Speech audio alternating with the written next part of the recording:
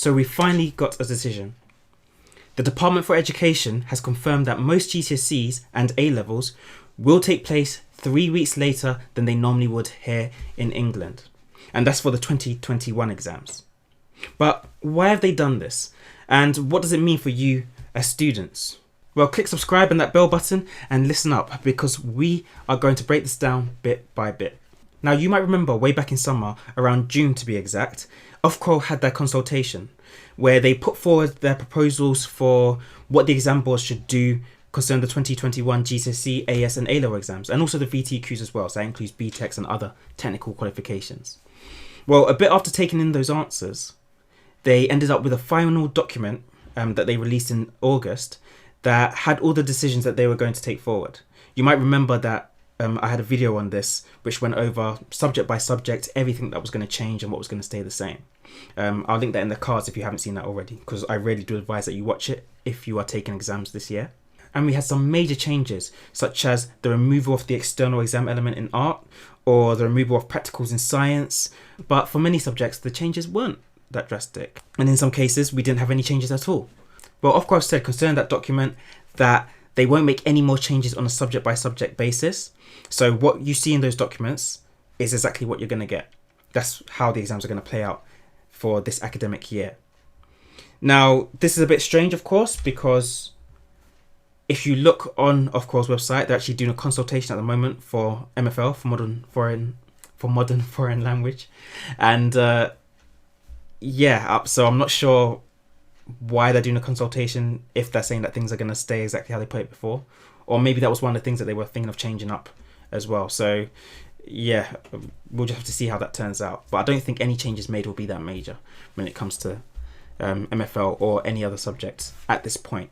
Either way, despite all of that, one thing that the powers that be could not quite confirm back in June, back in August, or even when the school year began in September, was whether the 2021 exams would occur later, and if they didn't occur later, how much later they would occur.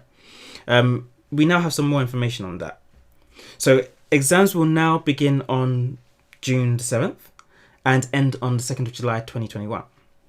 So the aim of this announcement, when they made it on the 12th of October, was to give everyone the certainty that exams are definitely going ahead.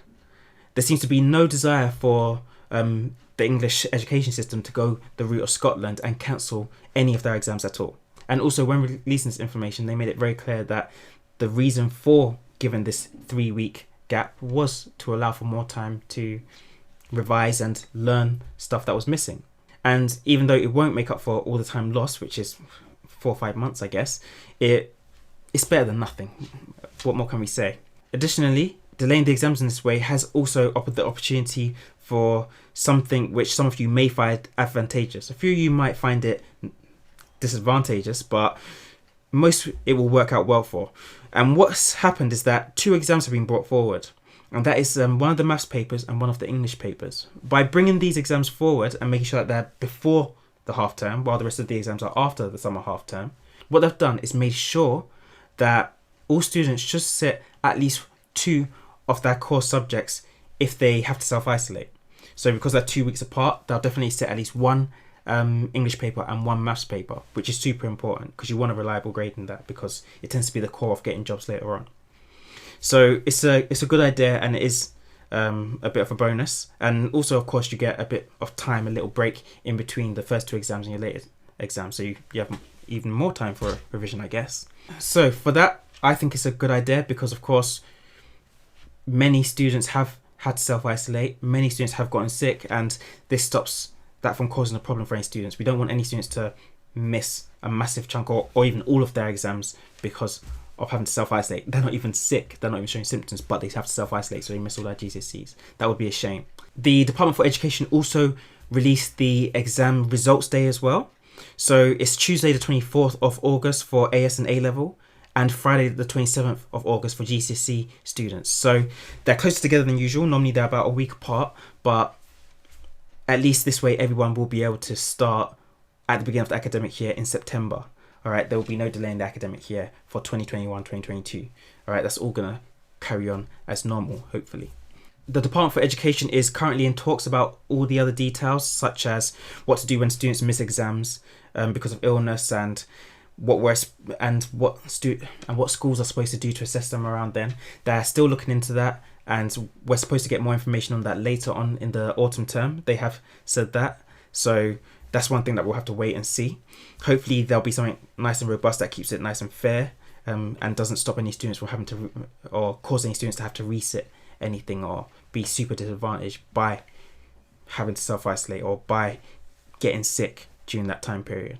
The update, then ends by saying that exam boards are expected to move the dates around for VTQs and Btecs and other technical qualifications so that they sort of line up with the GCSEs and A levels. So we'll probably see a delay with those subjects as well if you are taking those sorts of subjects or those sorts of qualifications, which is good news because it means that you won't have to take a set of exams and then later on you'll have another set of exams. All your exam periods should hopefully be in the same area, or assessment periods, because for some it may not be exams. So maybe this is not the result that you necessarily wanted, but it's the result that we've got. A certainty that the exams are taking place and that things will continue pretty much as expected, just with a slight delay on them. And with that certainty, of course, that means that you can also plan for the fact that you now have more time. So as usual, when I give out this information, I'll say what I usually do. You've got the information now, so use it to your advantage. Start planning.